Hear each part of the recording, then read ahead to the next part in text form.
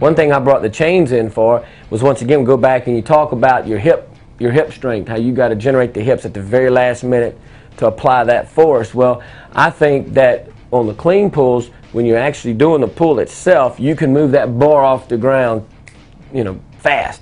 But when you get to the knees, all of a sudden those 40-pound chains start to kick in, so you're going to have to apply that force a little bit more and really shoot those hips to finish the pulls.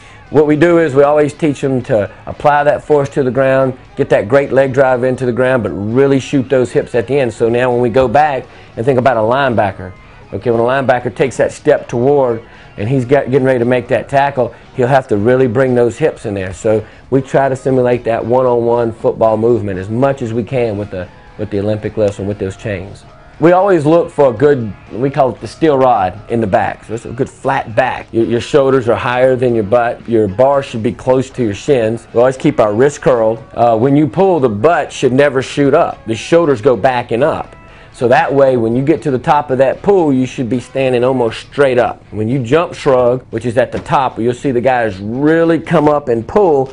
They need to be just vertical, straight up and down and up on the balls of their feet. You don't want to pull too early, because if you start to pull too early, the elbows will bend. When the elbows bend, then you don't have any more power, because then you start involving all your arms and not your legs.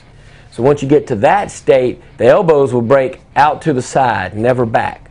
About 1.5 minutes, 2 minutes of rest between sets. But as we get into football season gear, which is about 3 to 4 weeks out before we report to camp, we start going about 1 minute rest between each set. So we want it fast to try to simulate that football tempo that we know they're going to have out there on that football field.